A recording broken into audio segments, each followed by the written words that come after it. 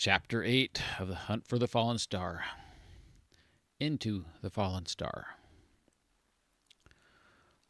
Layla's eyes anxiously glanced back into the dark passage as she followed Casey and James to join Heather under the fallen star.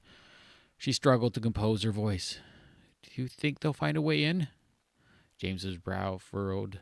"How to get through will delay them a bit, and hopefully we'll find a way out before then. The question is how soon until they decide to just blow it open," added Casey when they reached Heather, "because I don't think they'll wait too long, and it won't take much of it to rip through that door." Heather's worry crackled her voice. "Then it's time to stop playing around and find a way out. Let's split up and check the perimeter." "Right," said James with a nod. "Casey, you and Layla go left around the room from here. Heather and I will go right. Look for anything that might be a possible exit. Be quick." Fear propelled them into a half-run around the room while they searched for any escape. The firelight flickered along the four walls, but only revealed one passage, the one they came in.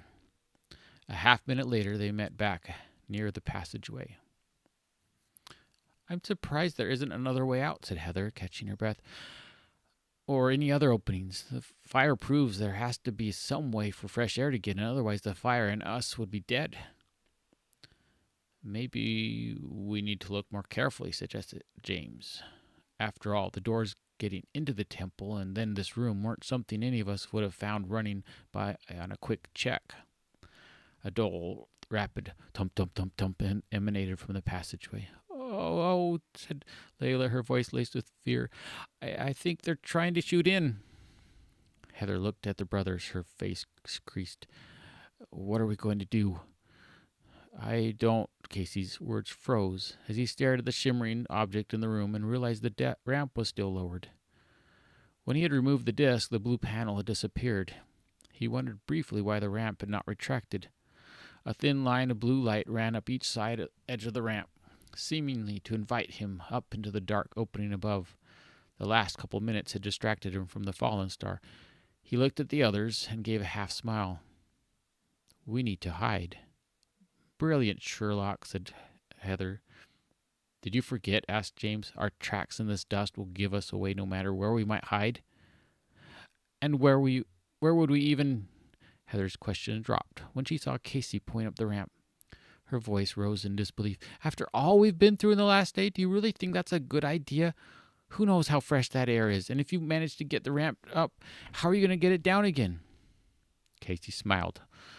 "I'll find some buttons to push." "One way to find out," said James, starting up the ramp. Casey darted after James, Layla and Heather following. When James and Casey reached the ramp top, a soft white light instantly filled the space. James's voice was a soft gasp. "Casey, I think you're right. This is an alien spaceship." At the top of the ramp, on the nearby right wall, another panel emanated a faint blue outline around a red glyph that faded in and out in the center. Casey stepped towards the panel and touched the red symbol. Behind them, the blue lights on the ramp twinkled out. The ramp silently raised and melded back into place, and the flickering glow of the firelight disappeared. "We're going to die," whispered Layla. The corner of James's mouth curled into a smirk. "They need to find us first." The interior was uniformly lit with a white light that seemed to come from everywhere, but without any visible light source. On the right wall, next to the panel, the outline of a door appeared and slid to the left, disappearing into the wall. Beyond the opening, a hallway ran to the left, towards the opposite end of the ship. Casey walked into the hall, followed by James, Heather, and Layla. They passed several outlined sections in the wall. Doors, but the small red-hued panels refused entry. The hallway ended at an outlined doorway nearly the width of the hall. When Casey stepped near the door outline, a square, flat panel on the right wall illuminated a faint, dull amber. Unlike the other panels, there were no characters, glyphs, or any obvious means of interaction. Touching it did nothing. Casey cocked his head for a moment, then placed his right palm on the amber-colored panel. Beneath his hand, the panel turned blue. Instantly, another panel appeared above the first at eye level. The same blue hue outlined a display of black smoky crystal. The dim red light beckoned to Casey to peer through the smoky translucence. He leaned in closer, his hand still touching the lower panel. His eyes met a red flash, and the pulse of warmth surged through his palm. Both panels faded to black, and the outline door disappeared in the wall, revealing a room behind it. Casey removed his hand, shook it briefly, and wiped away the spots in his eyesight. Wasn't so bad this time, more like a brief touch of hot water than a burn or shock. "Well," replied James, "you just keep taking it for the team." "How'd you know about the eye thing?" Casey shrugged. "I didn't. I saw a light inside what looked like a window. I tried to get a better look." Casey stepped through the doorway and entered the long end of a large oval room about 20 feet long and 16 wide. A soft, natural white light lit the cream-colored room. The floor was a brushed dark silver. The ceilings curved down the wall and then into the floor. Except for the doorway behind him, there was little to identify where the walls, ceilings, or floor began or ended. The effect was disconcerting.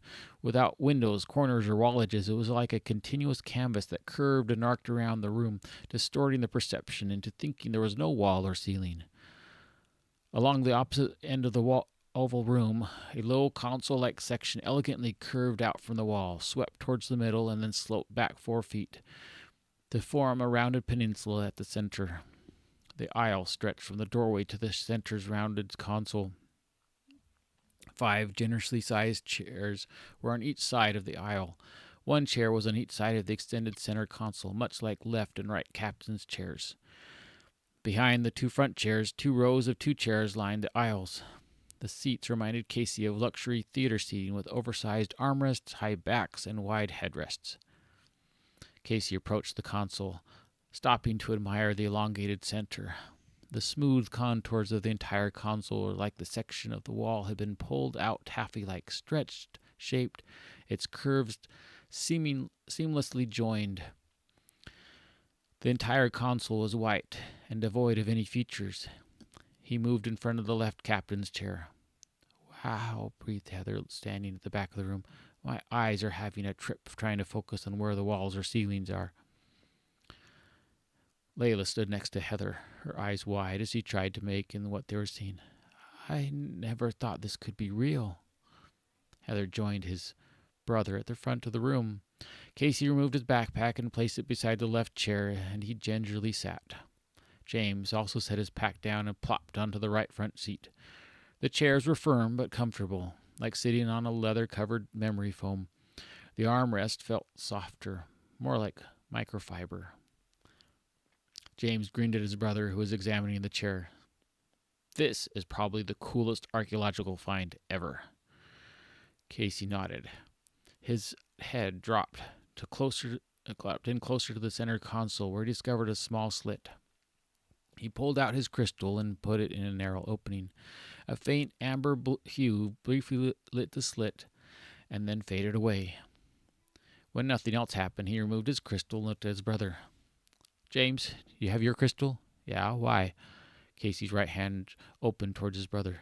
"It might be the key to this ship." James's voice wavered. "Okay," he said, fishing the crystal from his pocket. "I'm not sure if this is a good idea, though." He reached over, put the crystal in the slot, and sat back in the right chair to wait. Nothing happened. The crystal simply rested snug into the slot, its edge exposed just enough to pinch and pull it out. "Maybe it needs a jump start," said James. End of chapter 8.